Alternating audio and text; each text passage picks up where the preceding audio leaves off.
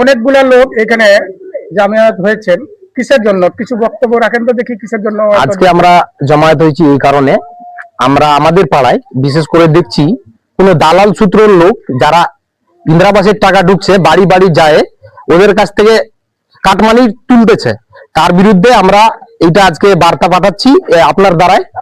এই বার্তাটা পাঠাচ্ছি এই কারণে, যাদের যাদের ইন্দিরাবাসের টাকা ঢুকেছে কোনো মেম্বারকে বা কোনো দালালকে 5 পয়সা দিবেন না। যদি দিতে হয় আপনি বলবেন ঠিক আছে আপনি 5,000 নেবেন না 10,000 নেন, একটা ভিডিও বানাবেন, ভিডিও ফুটেজ বানায় আপনি প্রশাসনের দ্বারস্থ হবেন।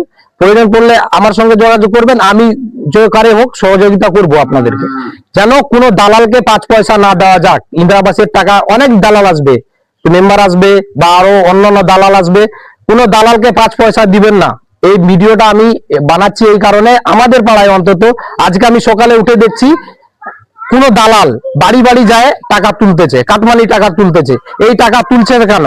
এটা তো আমাদের রাজ্য সরকার দিচ্ছে 1,20,000 টাকা, প্রথম কিস্তি ঢুকেছে 60,000। এই 60,000-এ ওই রকমের কাছে 60,000 করে অ্যাকাউন্টে ঢুকেছে ইন্দিরাবাসের টাকার। এই টাকার জন্য কোন দালাল চক্র বাড়ি বাড়ি যায় 5,000 10,000 করে টাকা তুলতেছে, কাউকে 5 পয়সা দিবে না, কাউকে 5 পয়সা দিবে না, কোনো 5 পয়সা কাউকে দেওয়া যাবে না। ডাইরেক্ট যদি টাকা দিতে হয় একটা ভিডিও বানাবে, ভিডিও প্রশাসনের কাছে দ্বারস্থ হবে, প্রয়োজন পড়লে আমরা যতদূর পারবো হেল্প করব, কোনো কাউকে 5 পয়সা দিতে হবে না। এই কারণে আমাদের আজকে এখানটায় জমায়েত। আমাদের একটাই উদ্দেশ্য যে যাদেরকে মানে প্রাক্তন দালাল আসবে কি নতুন দালাল যারা আছে পুরাতন আছে টোটালটা দেখবেন আগে। যদি কেউ আসে টাকা চাই বলবেন যে তুমি মেম্বারকে নিয়ে আসো, তারপরে আমি টাকা দিব, একটা ভিডিও তুলবো। টাকাটা কিসের? ইন্দিরাবাসের। আচ্ছা, ইন্দিরাবাসে যে 60,000 টাকা করে ঢুকেছে তাদেরকে শুরু হয়ে গেছে কিন্তু দালাল আসার।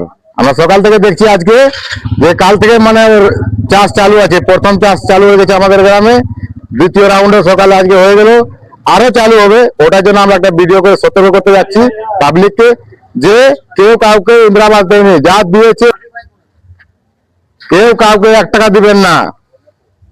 আর যদি দিতে মাঙে পরেশান করে আমাদের সঙ্গে যোগাযোগ করবেন, অবশ্যই আমরা হেল্প করবো।